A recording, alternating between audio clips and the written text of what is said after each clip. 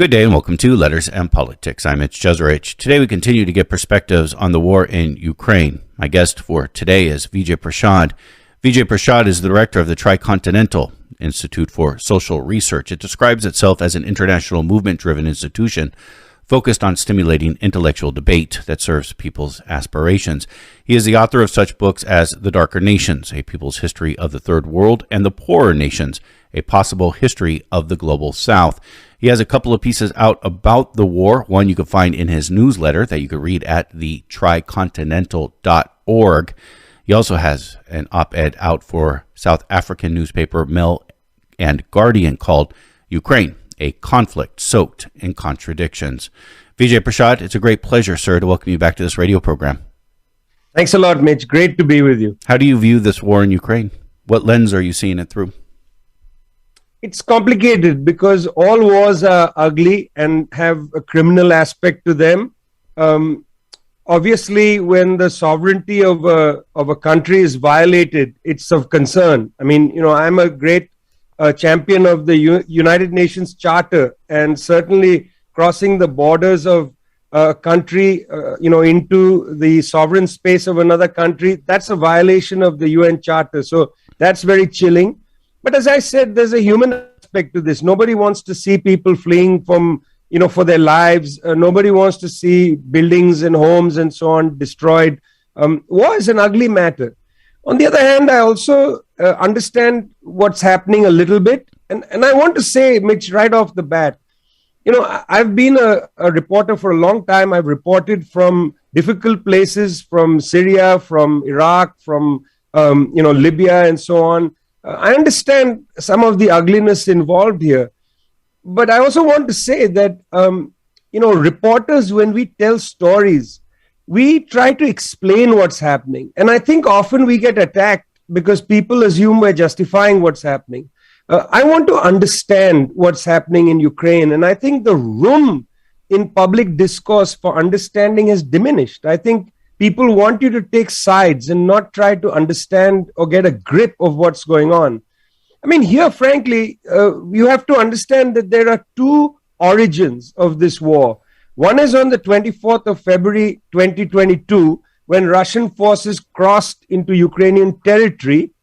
The other origin of this war is in 2014, when there was a conflict that broke out for a variety of reasons in the Donbass region of eastern Ukraine, where there's a majority of Russian speakers. And the reason this is important to put on the table is that, since 2014, the government in Kiev has pushed an anti-minority line, a line of Ukrainian nationalism, including prohibiting the use in the state of other languages, not only Russian, but also Moldovan, Romanian, Lithuanian, and so on. And also has broken the Kiev church's link to the Church of Moscow.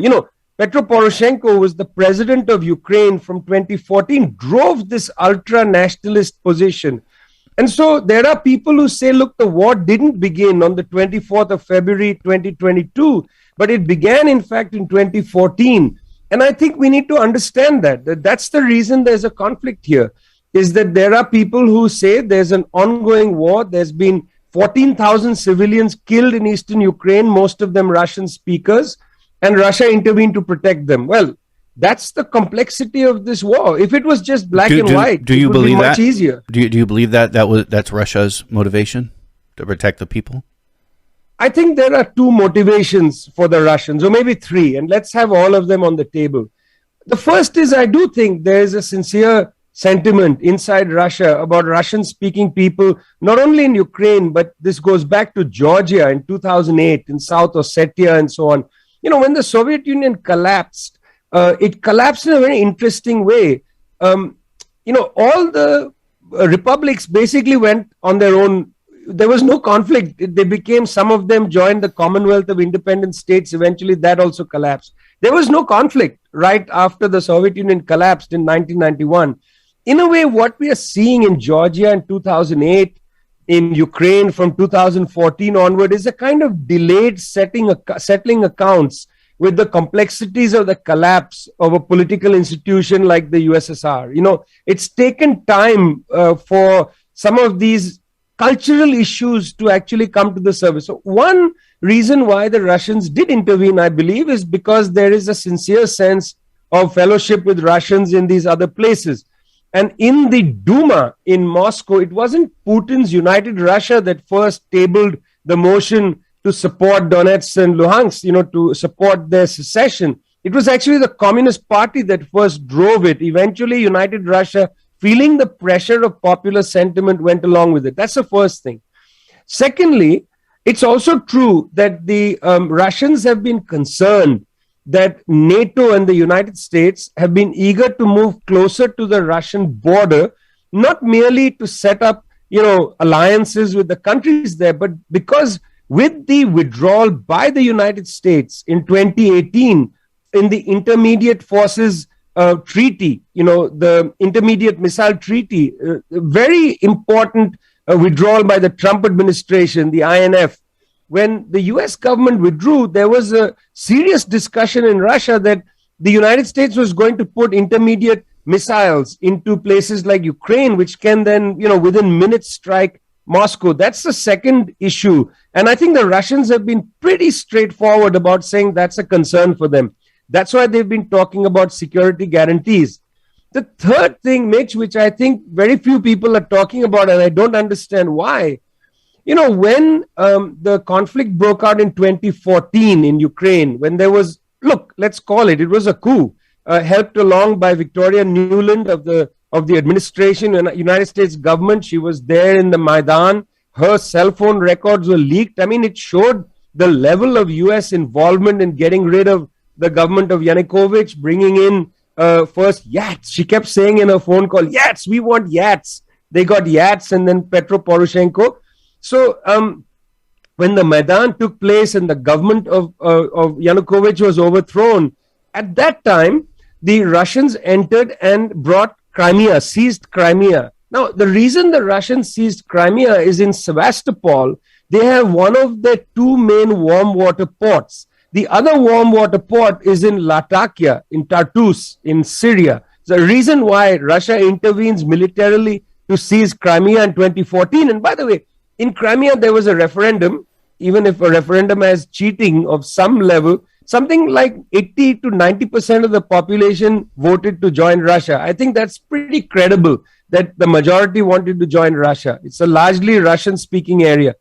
In 2014, they seized Crimea. In 2015, they entered Syria, both to defend Russia's only two warm water ports. Russia has no other warm water ports for its navy. This is very significant, and I'm surprised this is not right on the surface of conversation. Well, since Russia took Crimea, it has only been linked to Crimea by a bridge across the Black Sea.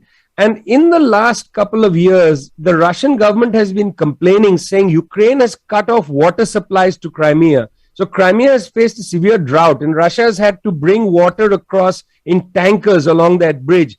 If you look at the fighting, it's very clear that the Russians are trying to create a land bridge that goes from the two eastern provinces of Donetsk and Luhansk all the way into Crimea. And that's the third reason I believe they intervened. One, they intervened because of the kind of real, ultra-nationalist Nazi-type attacks, Nazi attacks on the people, Russian speakers of Eastern Ukraine. Secondly, because they do fear the intermediate missiles being placed in places like Ukraine. And third, they want a land bridge to Crimea. That, I think, is their basic war aims. And that's what they're not going to settle for anything less, it seems. For you, does that justify the invasion? Nothing justifies an invasion because the suffering is going to be unimaginable. Also, it's going to polarize Ukraine. Ukraine, ultra-nationalists are going to increase their sense of what, Ukraine means to them and so on. The situation in Ukraine will be polarized. I think that's a very bad outcome. I feel like Mr. Putin made a rash decision here. What could have happened? And look, I'm not the head of a big government and so on. Who am I? Just a minor intellectual, talking to you on the radio. I'm not the head of a government. They have other concerns and worries and so on. I understand that. On the other hand, it is interesting that in the last couple of years, the Russian government has not been able to gain traction either in the UN system, the United Nations system, or in the world media about the atrocities being committed against Russian speakers in eastern Ukraine. It's interesting. If anything like this happened to a US ally, if minorities were being discriminated and so on, United States would have really played the record over and over again, gone to the UN, sought a Security Council resolution and so on. I'm surprised that the Russian government didn't seek a Security Council resolution. What the Russians could have done is they could have made a dossier of atrocities. The UN accepts that 14,000 civilians were killed in eastern Ukraine since between 2014 and 2020. That's a lot of civilians, Mitch. 50,000 people injured. That's a lot of people. There have been busloads of refugees going to Rostov, that's in Russia, crossing the border. Also, Ukrainian speakers going to Kiev, leaving. There's ethnic cleansing happening at a mass scale for the size of Ukraine. I'm afraid that could have been made into a major issue.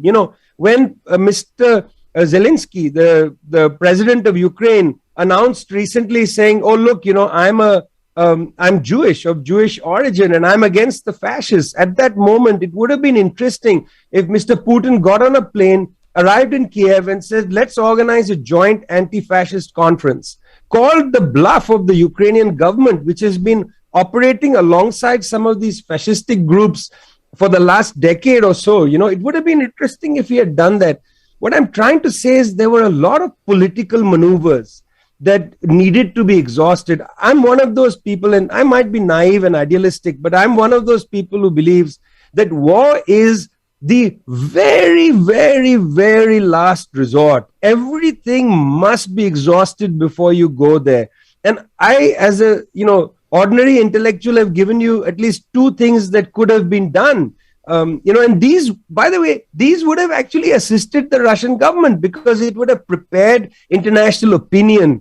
It would have prepared people to understand what's happening in eastern Ukraine. But, between the silence of the Western media, which really didn't report this much, even though it was UN reports that were coming out about this violence, Western media didn't report this much. Between that and between the Russians unable to use international institutions effectively, I think, those are two options that could have been tried out. Yeah.